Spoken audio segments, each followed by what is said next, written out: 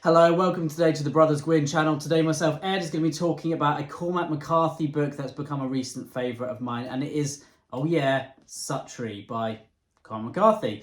I cannot explain my excitement that I felt beforehand to read this. I was just so excited because I've heard so many amazing things. Jimmy Nuts, for one example, was saying that this is his favourite Cormac McCarthy book behind Blood Meridian. So anyone that says that, I'm in there, because Blood Meridian's also my favourite. I know Jimmy and I have quite similar tastes as well.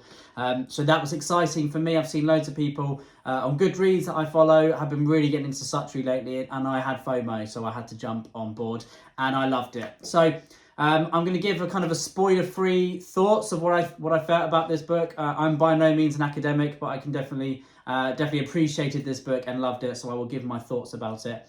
And then towards the end, I'll read off a passage. That's my favourite passage that I read, and then we can talk about it. But if you haven't read Suttree, don't worry, you can still watch this.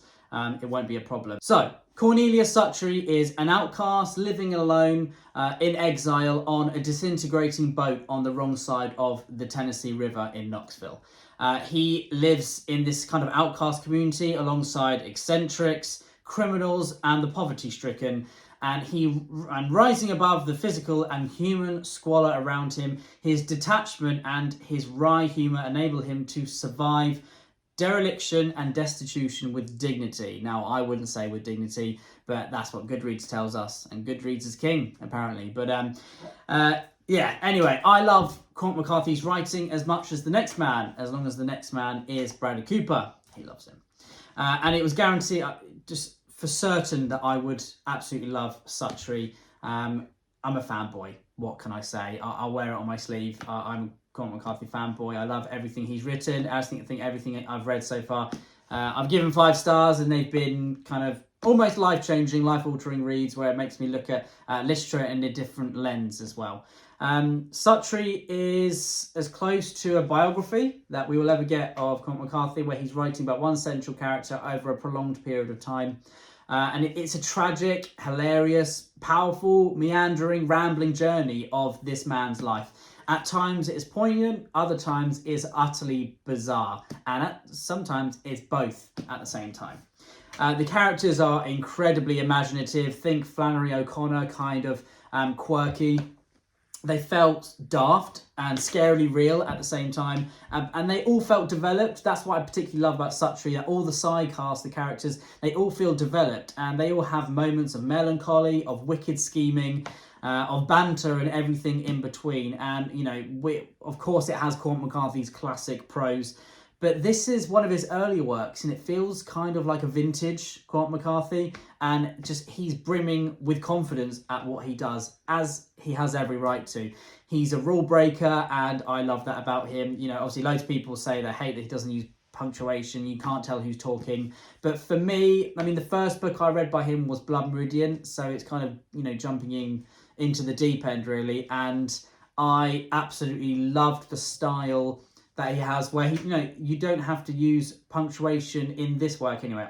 If I was a writer, I wouldn't be omitting punctuation just because I felt like it, but he gets away with it because he's just so good at what he does. Because he's one of the greats. He's the GOAT, in my opinion. I mean, there are these translucent passages of philosophy and mayhem that are webbed together.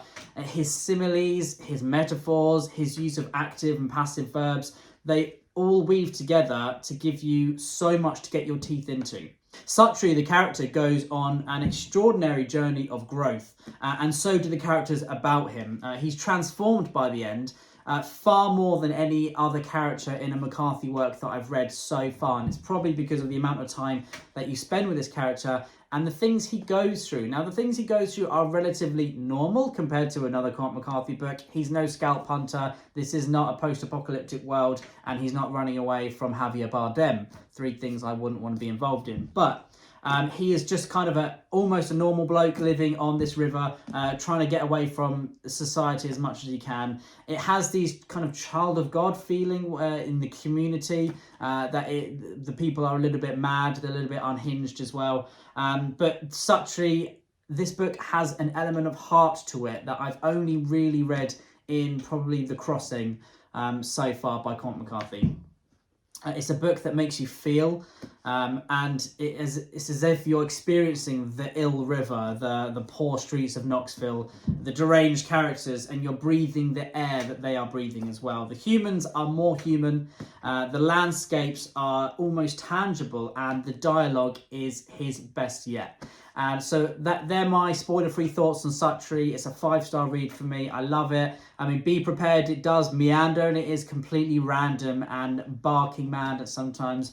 You will never look at melons the same after, well, watermelons after you read this, especially in the moonlight. But anyway, right now I'll quickly talk about my favourite passage, and it is, no shocker, part of the dialogue, really.